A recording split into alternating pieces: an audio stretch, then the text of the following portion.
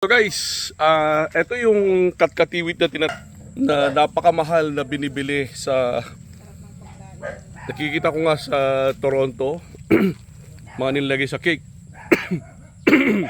At sa mga ibang lahi na kaibigan natin sa Canada na hindi nakakalam ng Carabao. Ayan, pakita nyo, Carabao, Nuang, Kalabaw. At syempre may mga may baboy, mga baboy po na alaga dito. At syempre aso, pakalat-kalat lang sila dito.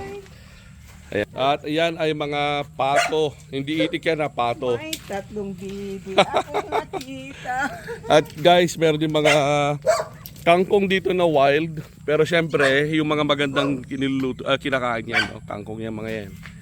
Ayan, so mamaya-maya, dadalaw tayo doon sa aming kalapaw. Yan ang kalapaw namin o bahay kubo namin dito sa probinsya. Papasyalan natin.